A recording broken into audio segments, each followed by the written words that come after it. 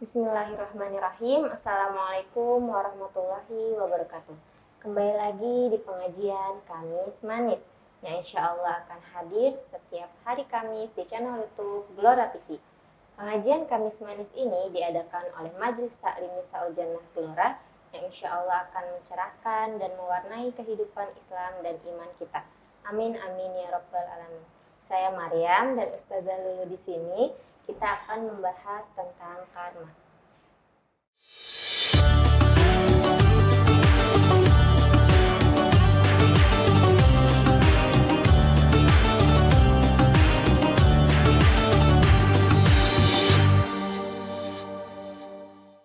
Alhamdulillah kita di sini bersama kembali di pengajian ini ya. Mudah-mudahan setelah kita berpuasa Ramadan sebulan penuh, kita mendapat rahmat, mendapat ampunan, dan bahkan kita lahir seperti bayi kembali. Jadi lahir dari rahim ibu kita, artinya nggak ada dosa nih. Alhamdulillah Fajri, Fadil, Marian, mudah-mudahan kita semua, Ustazah juga mudah-mudahan nggak ada dosa. Insya Allah kita jadi menjalani setahun ke depan, 2 tahun ke depan, 3 tahun ke depan terus dengan berkah bulan Ramadan. Nah, Ustazah pengen membahas nih tentang karma, karena banyak nih pertanyaan-pertanyaan ke Ustazah tentang karma itu gimana sih gitu. Misalkan nih bapaknya misalkan suka minum-minum, atau bapaknya pernah berzina, terus anaknya minum-minum juga, terus berzina juga, itu karma bukan gitu. Nah, dalam Islam tidak ada yang namanya karma, karena Islam bukan agama yang ibaratnya orang yang melakukan kita yang kena.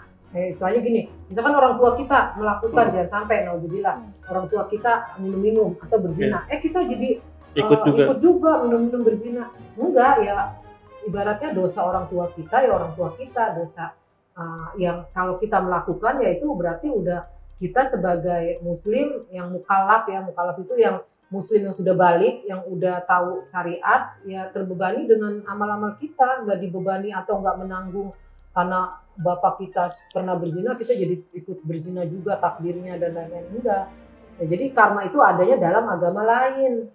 Nah, bisa jadi nih faktor karma itu bukan karma ya sebenarnya. Jadi faktor yang orang suka nyangka karma itu, yang ini karma nih gitu, bisa jadi faktornya adalah makan yang haram juga bisa. Ya, makan yang haram itu apa? Misalkan gini, mungkin orang tuanya nyari rezekinya, atau jangan sampai nih orang tua kita nyari rezeki, atau bahkan kita nih nyari rezeki yang mungkin nyerempet-nyerempet haram gitu ya. Korupsi gitu. Korupsi, atau mungkin jual tapi nipu gitu. Jual beli tapi nipu. Ya, kita kasih makan nih anak kita dengan yang haram-haram, itu bisa jadi berpengaruh ke perilaku anak kita. Jadi misalkan anaknya jadi sukanya berantem, anaknya sukanya males sholatnya, terus pengennya panas tuh hawanya, maunya minum-minum, terus pacaran, terus pokoknya membuli dan lain-lain ya. Ini bisa jadi sebab sesuatu yang haram. Nah, ini ada nih zaman Nabi, ada kisahnya. Ya, jadi Rasulullah tuh lagi ngasih majelis ilmu, lagi duduk ya sama sahabat-sahabat nih di Masjid Nabawi, lagi duduk-duduk, tiba-tiba ada anak-anak tuh, anak kecil main di beranda, bukan beranda ya, di depan halaman Masjid Nabawi. Tahu-tahu nendang bolanya kena kepala Nabi. Terus kata Nabi, ini anak siapa nih? Kurang ajar juga. Kurang ajar juga. Iya, makanya kan Nabi gitu ya. Nah, ini bukan suatu kebetulan. Kata Nabi, ini anak makan dari yang haram. Terus ini anaknya sahabat. Tapi bukan nggak sengaja itu saja. Iya, makanya kan kelihatannya nggak sengaja ya. Tapi kan Nabi punya ibaratnya punya wahyu dari Allah. Ya, Nabi itu bukan, kalau ngomong juga bukan sembarangan dari Nabi, dari hawa nafsunya, dari dirinya, bukan. Itu wahyu dari Allah. Ya, ini anak makan yang haram, kata Nabi gitu. Terus anaknya sahabat nih lagi duduk di majelis ilmu itu, sahabatnya. Akhirnya dia kan, ya Allah, kalau Nabi ngomong gak bakalan salah gitu. Akhirnya dia pulang ke istrinya. Dia nanya, istriku, apakah ada anak kita makan yang haram? Terus kata istrinya, hai suamiku, kita telah sama-sama tahu bahwa kita gak akan pernah makan yang haram, kata istrinya sahabat ini. Dan bahkan aku lebih baik tidak makan daripada makan yang haram. Coba kamu inget-inget, ini nggak mungkin salah. Nabi berkata begini nggak mungkin salah. Coba kamu inget-inget, kenapa anak kita sampai bisa nendang terus bolanya kena Kenapa? kepala Nabi gitu. Akhirnya dia inget-inget, nggak taunya gini.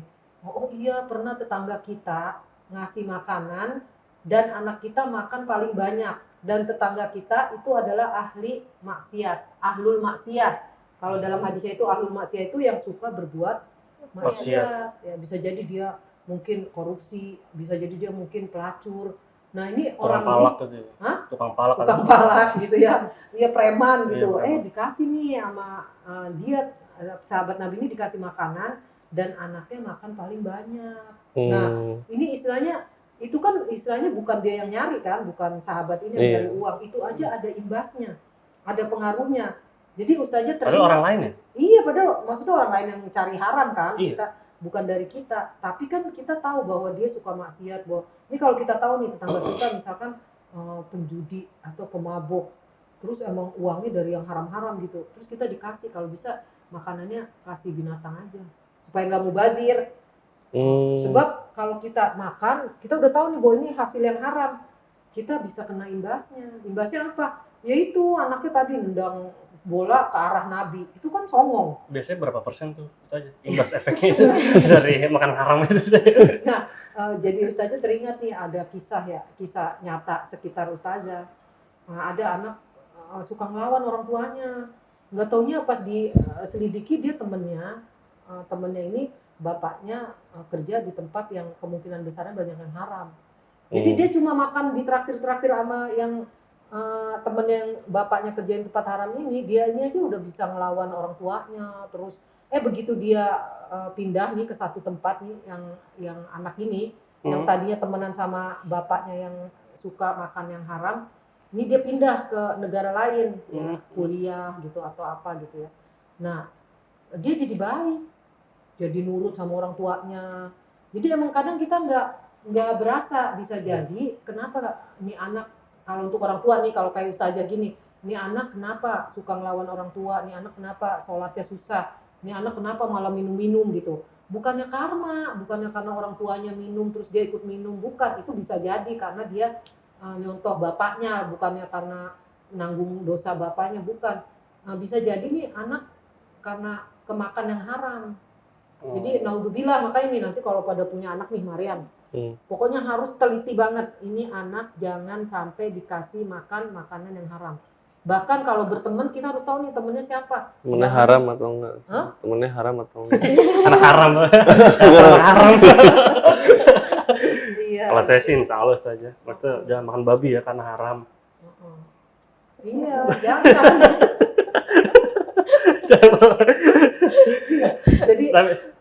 Jadi gitu, maksudnya kadang kita nganggapnya karma, padahal sebenarnya bukan karma. Setelah diteliti-teliti, jangan-jangan nih sering makan dari tetangga gitu. Tapi saja kan ada istilah kata perilaku anak tuh yang mirip-mirip dengan orang tua lah. Istilahnya apa sih? Buah tidak jatuh dari pohonnya, tidak jauh.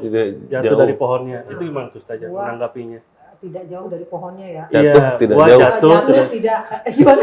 Buah jatuh jatuh tidak jauh dari pohonnya. Iya. Gitu saja. Iya, istilah. Kecuali diambil orang, udah jauh tuh. Iya, jadi sebenarnya itu Fajri memang itu kan teladan ya, orang tua itu teladan. Makanya kan kalau orang tua nih kalau mau anaknya baik ya dia harus baik dulu gitu, biar anaknya nyontoh dia, biar dia emang itu contoh teladan itu qudwah hasanah. Kita aja ibaratnya Nabi kita itu benar-benar nyontohin yang baik supaya apa, umatnya baik. Rasulullah punya kesadaran gitu. Nah kita kalau jadi ibu bapak, jadi temen, kita kalau pengen punya temen yang baik, kitanya baik dulu. Kita kalau mau punya anak yang baik, kitanya baik dulu. Seorang ibu pengen punya anak yang baik, ibunya baik dulu gitu. Itu istilahnya contoh teladan, kan kita emang meniru sekitar kita. Iya, Ya kan? lingkungan. Lingkungan. Jadi anak kan niru gaya bapaknya, gaya ibunya gitu kan. Makanya suruh, bahkan nih Fajri kalau mau punya anak soleh-soleha, dari cari istrinya dulu, jangan saya pokoknya mau punya anak soleh-soleha, bukannya anaknya langsung jadi soleh soleha, enggak, istrinya dulu nih. Dari istrinya dulu ya, pokoknya dari pasangannya dulu ya. Iya, jadi Pasangannya pertama mau gimana? nikah dulu nih, Padil. Hmm. Kalau mau nikah carinya yang soleha dulu, berarti kita sudah menyiapkan ibu untuk anak-anak yang soleh dan soleha. Jadi kita nih nyiapin anak-anak soleha itu nyiapin ibunya dulu nih, nyari ibunya yang bener, Maryam. Kalau Maryam nyari suaminya yang bener, kalau mau punya anak yang soleh, soleha, nyari suaminya yang bener dulu. Nanti kalau nyari suaminya udah bener, berarti Maryam udah nyiapin jadi punya anak yang soleh dan soleha. Tapi berarti kalau misalkan dalam Islam itu di luar karma namanya apa saja? Apa yang kita perbuat? Bisa. Bulan puasa. Istilahnya kalau dalam Islam itu apa bahasanya? Yang mirip karma ini. Ada Jadi, nggak ustazah? ya jadi kan kayak gini, misalkan nih kita dulu ngelawan orang tua, ketika kita jadi orang tua, anak kita ngelawan kita, Iya. ya kan Iya, begitu kan? Iya, iya. Iya. Itu sering terjadi tuh ya. Iya. Asli. Asli. Jadi ini sebenarnya peringatan Allah bukan karma. Ini kita waktu Oh. jadi anak kan ngelawan orang tua, Iya. kita jadi orang tua dilawan sama anak kita nih. Iya, iya. Nah. Benar. Kayak udah jadi orang tua ya. Bahkan enggak, saya ngerasa apa namanya kayak misalnya gue dulu sering banget ngelawan orang tua, tapi ketika kita udah dewasa nih, sering banget anak kecil tuh kayak suka songong sama kita. Pengen karma gue kali ya, karena dulu sering songong sama orang kayak gitu saja. Iya, itu belum anak kan? Belum. Baru anak kecil. Anak gitu. kecil. Kalau saya kan waktu kecil kan bisa dibilang suka songong sama orang tua kayak gitu kan. Tapi pas saya udah dewasa begini, kadang-kadang suka anak kecil Songong. ngatain dia songong. Ini orang kurang ajar banget sih, anak kecil, anak siapa sih ini kayak gitu saja. Iya, itu belum anak kita ya. Itu Iya. rasanya lebih sakit ketika anak kita begitu. Jadi Allah tuh ingin memperingatkan kita. Artinya gini, Allah maha baik. Sebelum kita wafat, diingatkan sama Allah, nih begini rasanya kalau kamu jadi orang tua, kamu dilawan sama anak kamu. Makanya kita suruh insaf, suruh sadar, istighfar.